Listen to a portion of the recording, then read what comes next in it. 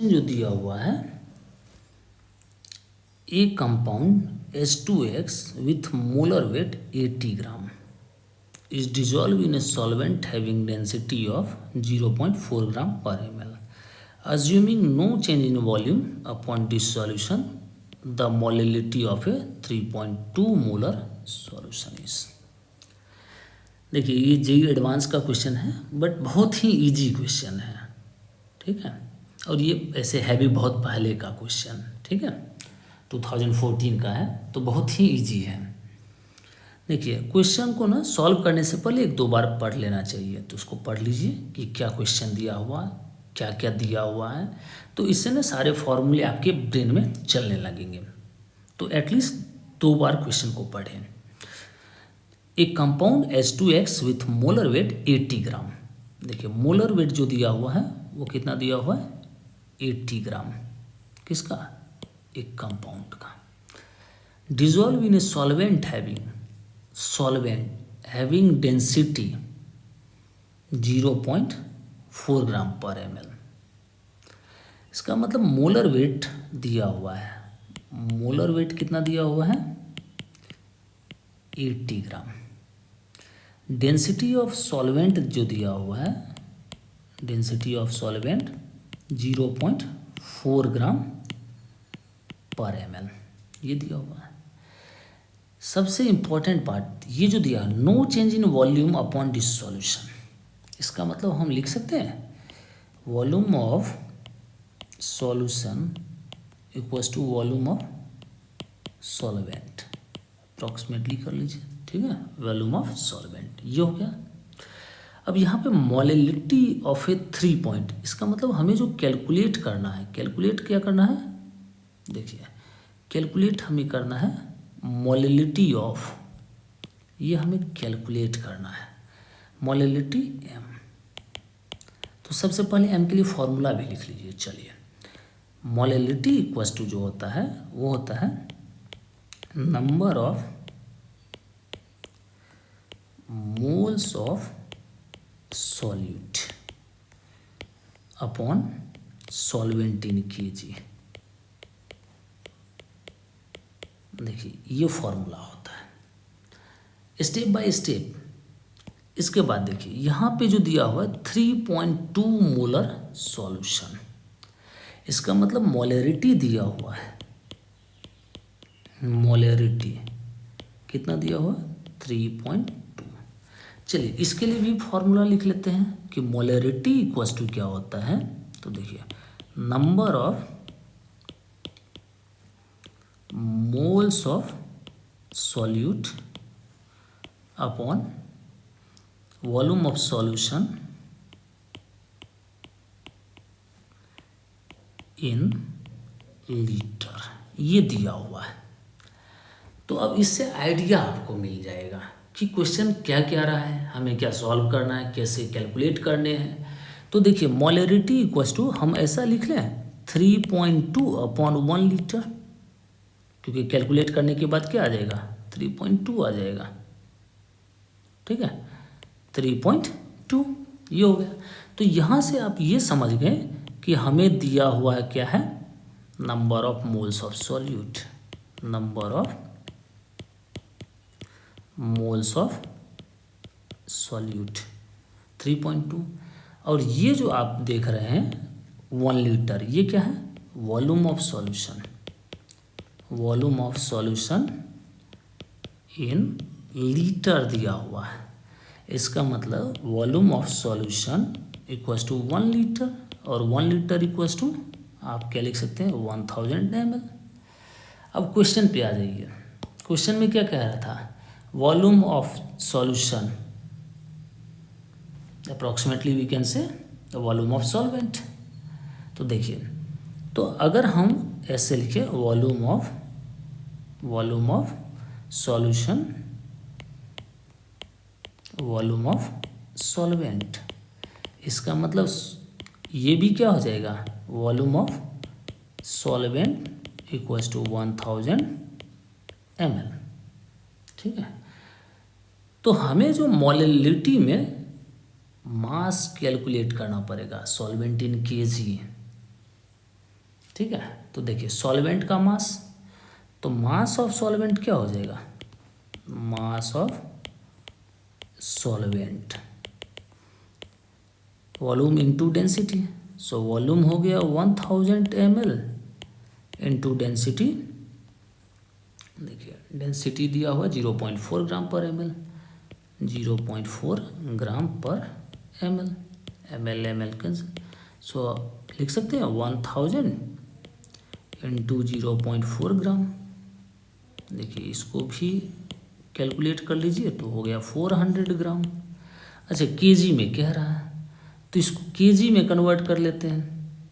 400 ग्राम इसको केजी में तो डिवाइड कर लीजिए 1000 से, हो गया कितना 0000, ठीक है 0.4 kg, 0.4 kg।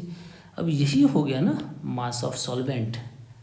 तो देखिए अब हमें मोलेलिटी कैलकुलेट करना है, तो m इक्वल्स टू देखिए number of moles of solute 3.2 हो गया, सॉल्वेंट इन केजी 0.4 हो गया, इसको कैलकुलेट किए क्या हो गया 8।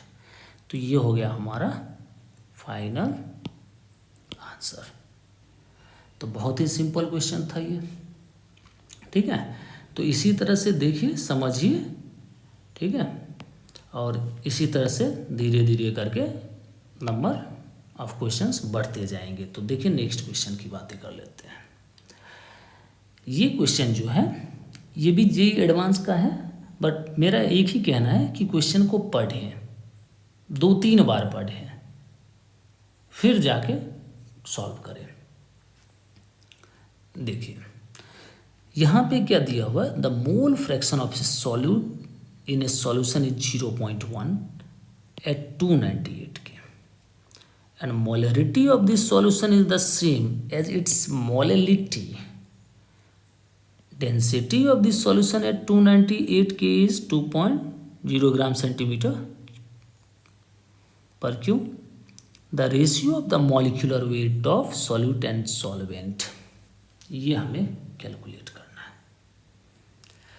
तो जैसा कि मैंने बताया है कि सॉल्यूट के लिए मैं क्या लिखूंगा, B से रिप्रेजेंट करूंगा और सॉल्वेंट के लिए A से, ठीक है। अब फिर से क्वेश्चन को पढ़िए और समझिए क्या क्या है। मोल fraction of a solute in a solution is given 0.1। तो इसके लिए हम लिख लें XB इक्वल्स टू 0.1, ठीक है। इसके बाद देखिए next step, molarity of this solution is the same as its molality, ठीक है। देखिए सेम कह रहा है एज इट्स मोलेलिटी, तो हम ऐसा लिख सकते हैं मोलेरिटी m इक्वल्स टू कह रहा है m मोलेलिटी, ये हो गया। अब देखिए यहाँ पे रिलेशन आ रहा है, ठीक है, कैसे, density of this solution at 298 K 2 gram per centimetre cube. चलिए density of this solution, it means density of solution at first right, density of solution equals to 2 gram per centimetre cube, ये दिया हुआ है।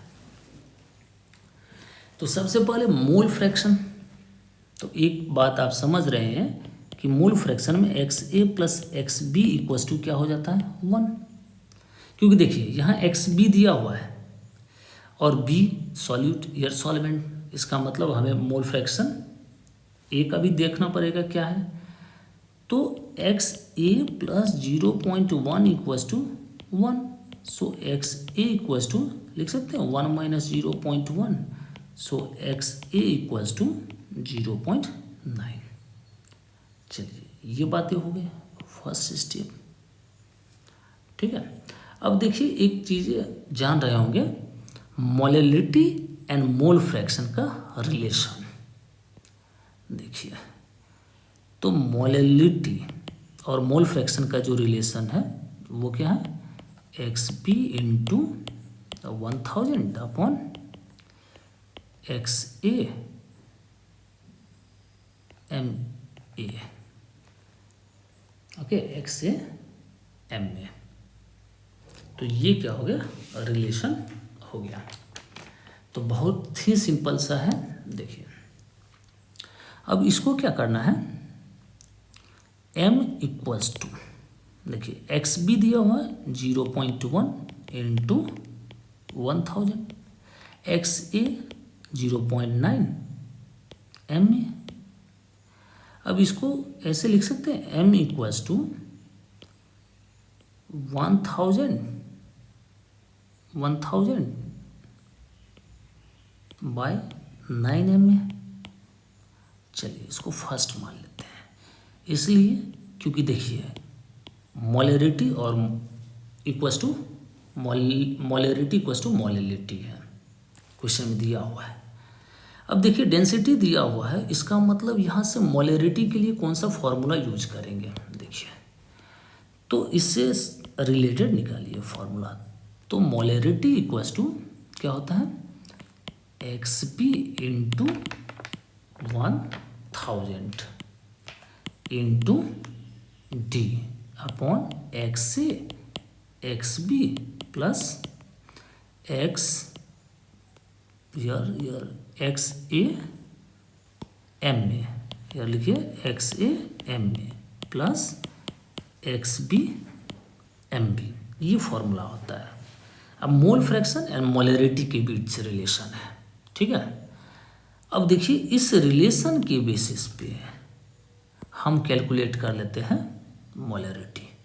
सो molarity equals to 0.1 into 1000 into D कितना दिया हुआ है, तो 2 ग्राम पर सेंटीमीटर, सो 2 लिख लेते हैं upon X A 0.9 M A plus X B 0.1 M B, ये हो गया। अब इसको सॉल्व कर लेते हैं। तो देखिए ऐसे हम कर सकते हैं, ये डेसिमल गया तो 0 0, इसका मतलब हम ऐसा लिख सकते हैं m equals to 200 by 0.9 M A plus 0.1 M B, ऐसा लिख सकते हैं। अब देखिए हम ऐसा भी लिख सकते हैं m equals to 200 upon 0.9 M A, so इसको ऐसे लिख लिया, डेसिमल हटा के 0/10 प्लस 1/1 एम बी बाई 10, क्योंकि यहाँ से डेसिमल को हटा दिया। तो देखिए अब क्या लिख सकते हैं, इसके साइड में मैं लिख रहा हूँ, देखिए अब जो है इसके बाद ऐसा लिख सकते हैं m equals to 200 upon 9 M A. Okay देखिए एलसीएम अगर ले लेते हैं, क्या किया है 10, so 9 M A plus 1 M B, ठीक है। So m equals to 2000 upon 9 M A plus 1 M B, ये हो गया। अब देखिए इसी को तो हमें इक्वल करना है क्वेश्चन के अकॉर्डिंग। देखिए यहाँ पे दिया हुआ था ना, बस इसी को तो करना है हमें। तो देखिए m इक्वल्स टू है ना, फर्स्ट और सेकेंड इक्वेशन को इक्वेट कर लेते हैं। तो 1000 बाय 9 एम में, देखिए यहाँ पे मैं लिख रहा हूँ according to question, okay. m equals to m, तो यहाँ पे m इक्वल्स टू आया था अपना 1000 अपॉन 9 एम में equals to 2000 upon 9 M A plus 1 M B. तो अब देखिए इसको क्या करते हैं, कैलकुलेट 2 टाइम्स, ठीक है। नेक्स्ट पेज पे आते हैं, तो 9 इंटू 2 18 एम ए, तो ऐसे लिख सकते हैं क्या आया है, ये था अपने पास 1009 mA equals to 2009 mA plus 1 MB, ये दिया हुआ था। तो यहाँ कट करके 2 टाइम्स, अब इसको मल्टीप्लाई कर लिए 18 mA 9 mA प्लस 1 MB, ये आया। तो 18 mA minus 9 mA equals to 1 MB। सो यहाँ पे लिख सकते हैं 9 mA इक्वल्स टू 1 MB। सो हमें MB बाय MA कैलकुलेट करना था, तो यहाँ पे हम लिख लेते हैं 9/1 MB बाय MA। तो ये हो गए अपने final answer.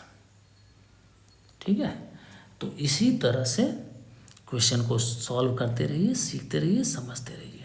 Thank you so much.